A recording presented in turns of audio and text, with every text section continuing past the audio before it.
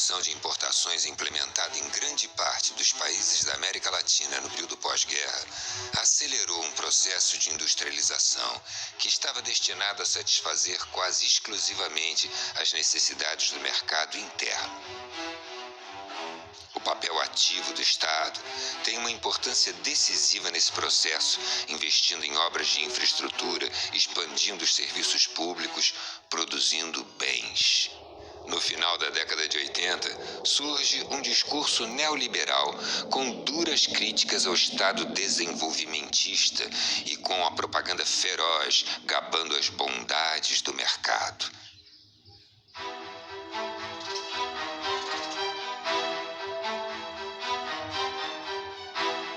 Um exemplo nesse sentido é o programa de privatizações das empresas públicas que, com diferentes ritmos, se impõe em todos os países latino-americanos. Não se trata de um Estado ausente, mas sim de um outro Estado submetido às exigências do mercado. Milton Santos. O neoliberalismo real é muito diferente do neoliberalismo utópico. E o Estado neoliberal não é um Estado mínimo, é um Estado ativista, é um Estado militante, só que as formas, os padrões de articulação entre Estado, capital e sociedade é que se alteraram. Isso não pode ser lido meramente como um processo de redução do lugar e do papel do Estado, tem que ser entendido como uma redefinição do lugar e do papel do Estado no processo de acumulação do capital e de dominação capitalista.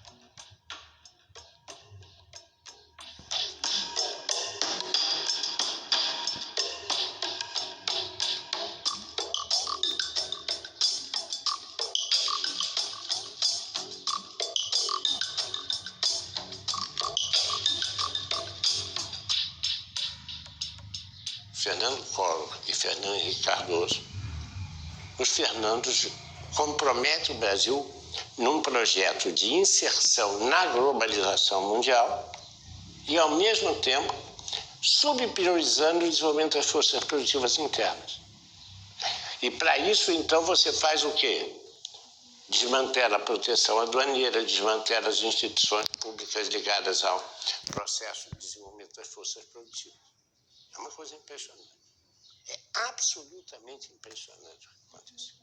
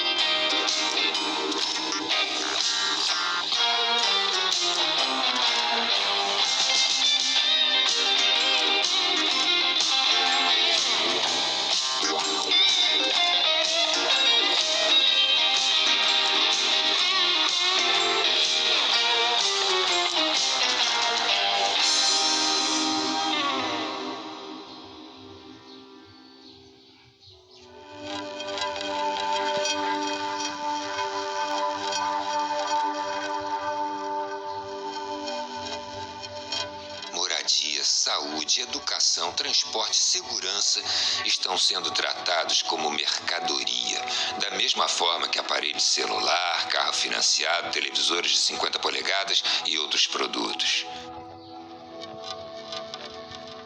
Sem contar que o primo rico da história, o sistema financeiro, é o grande beneficiário sem produzir nada, além de acumular papel pintado e moedas plásticas.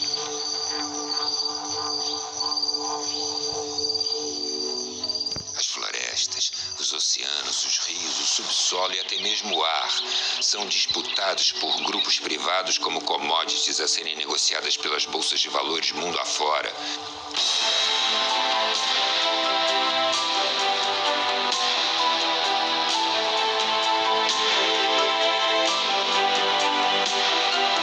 Imagine, cidadão, que o ar que você respira agora no raso da Catarina pode estar estar sendo vendido em Singapura, ou as águas do rio Amazonas, que há milênios correm no mesmo leito, passarão a ser chamadas de Blue Gold, ouro azul, e passariam a propriedade de meia dúzia de empresas que vão tentar te convencer de que a água paga é melhor do que o livre acesso à água para todos. Ao denunciar a quebradeira do Estado nos anos 90 do século XX, demonstramos que todo o patrimônio formado a partir de um sacrifício coletivo, seguindo a tendência de uma época, foi privatizado a preço de banana. Queremos com esse filme deixar aberto um debate sobre o futuro, no qual consideramos as grandes manifestações que aconteceram no Brasil, sobretudo as de 2013, como um termômetro das demandas da sociedade. O neoliberalismo no mundo e no Brasil, a partir dos anos 90, ele é uma vingança da economia sobre a política. O que acabou acontecendo com esse esvaziamento da política da democracia é o predomínio do capital. A política passa a refletir os interesses do capital. E nessa etapa do capitalismo, do capital financeiro. Verdade? Quer dizer, então essa que eu acho que é o pano de fundo que está por trás disso tudo. Para isso você teve que enfraquecer o Estado. Né? O Estado do Brasil, por exemplo, nos anos 90, nós tivemos uma fragmentação do Estado, tanto financeira, pelo excesso de dívida, quanto material. Nós privatizamos tudo. A entrada do neoliberalismo no Brasil é anunciada por Fernando Collor de Mello, com uma frase que é muito curiosa: o automóvel brasileiro é uma carroça. Quer dizer, o que era a glória da industrialização brasileira, que era ter logrado êxito na produção de veículos automotores, é desqualificada por Collor de Mello. Ele nega a importância do desenvolvimento industrial.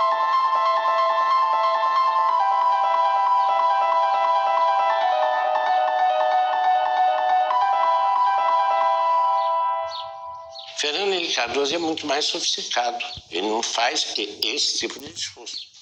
Ele faz um outro discurso. O Brasil tem que se inserir dentro das tendências mundiais. A tendência mundial é a globalização. Exportar é a solução para o Brasil. O Brasil precisa voltar a ser uma economia exportadora. Forte economia exportadora. Isso é levado às últimas consequências associadas com a ideia da privatização. Foi ocupando cada poro do Estado brasileiro. Quando eu fui para o governo federal, eu fiquei muito impressionada com isso. De perceber que na máquina do Estado, você tinha aqueles moços biotipo da escola de Chicago, sabe? Cabelo escovinha, Cooper de manhã, fortes, com uma cabeça absolutamente feita, assim, que desconhecia completamente a sociedade brasileira. Lembra da época do Collor, que ele punha aquele elefante, era uma propaganda de que o Estado era um elefante pesado, perdulário, ineficiente, que gastava muito dinheiro, e a ideia era de que o mercado tinha solução para tudo. Já foi importante uma forte presença do Estado na economia. Só que o Estado engordou muito em áreas não prioritárias para você, cidadão. Ficou pesado. Com a desestatização, o Estado vai investir pesado em saúde, educação, habitação, saneamento e segurança. Um Estado pesado incomoda muita gente. Incomoda mesmo. O governo do Brasil, a prioridade é o cidadão. Ao longo dos anos 1990, o apoio da mídia às privatizações foi total, repercutindo e massificando o discurso neoliberal. Desestatização, porque o Brasil não pode ficar para trás. A mídia tem um papel fundamental nesse processo, né? Porque a mídia de os meios de comunicação em geral, né? Lato sensu, né? Quer dizer, é televisão, é rádio, é cinema, é internet, tudo isso tem uma influência enorme para formar a opinião das pessoas, né? E a mídia naquela época teve um papel importante, inclusive no ataque àqueles economistas que alegavam que aquela política neoliberal seria prejudicial ao desenvolvimento brasileiro, chamando esses economistas de dinossauros.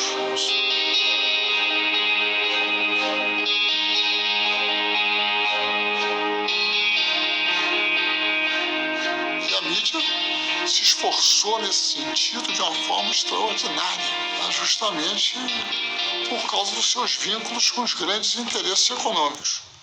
E os grandes interesses econômicos brasileiros hoje, no Brasil, instalados no Brasil, são multinacionais.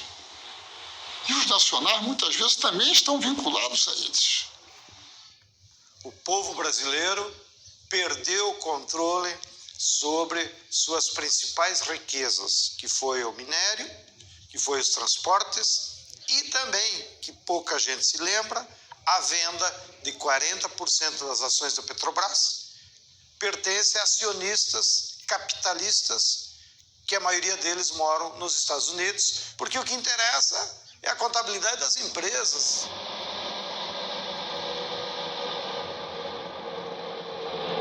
A privatização das telecomunicações é uma privatização do espaço eletromagnético.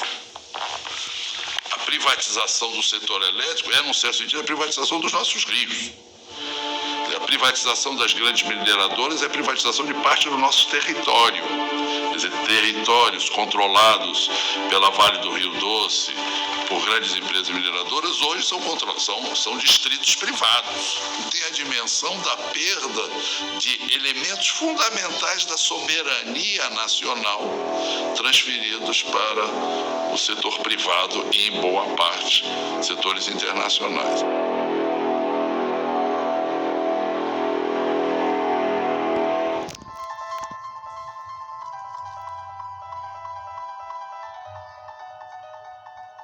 Foi um processo de desconstrução do Estado, né? E não foi uma reorganização, não houve um planejamento estratégico, na verdade foi uma interpretação de que o Estado era o problema do país. E a resolução desse problema passava pela destruição, pela desconstrução do Estado.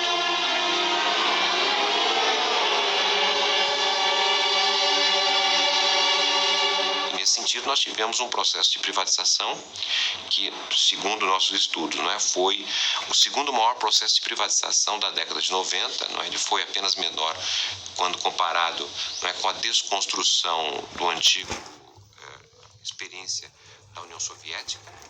Foi a desconstrução ali da transição de um regime socialista para um regime de economia de mercado. Então, a nossa desconstrução nos anos 90 equivaleu à geração de receita de ao redor de 100 bilhões de dólares, que naquele momento, nos anos 90, equivaleu a cerca de 15% de todo o PIB, que foi transferido do setor público para o setor privado.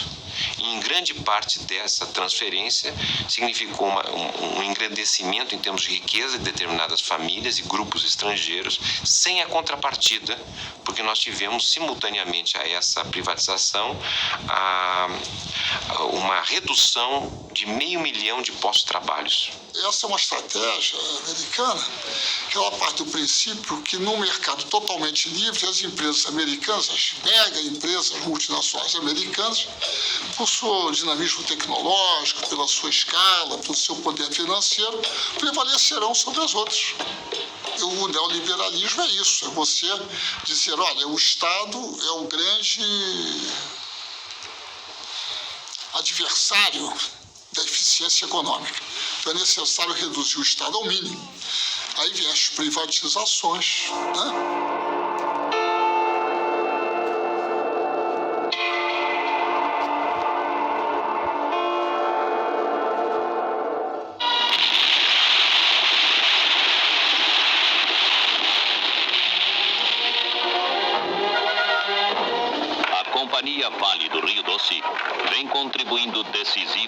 importante para o desenvolvimento do país.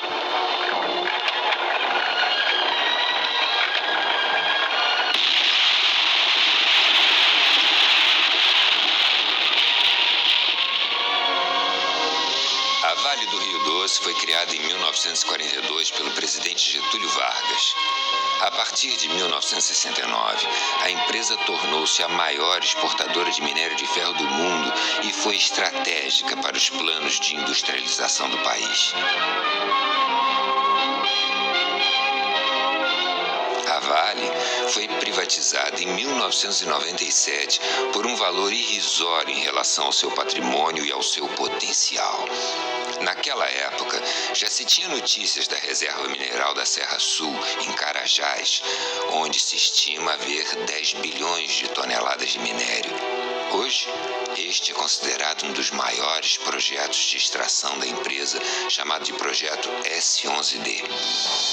Houve forte resistência de trabalhadores, sindicatos e da sociedade civil, que chegaram a conseguir por diversas vezes na justiça o adiamento da data do leilão. A Vale foi vendida por cerca de 3 bilhões de dólares naquela época. Menos de um ano depois da venda, o faturamento da empresa foi superior a 10 bilhões de dólares, ficando nítido que a resistência à privatização tinha fundamentos. Uma empresa estatal, ela olha vários outros aspectos que uma privada não pode, não cabe a uma privada olhar.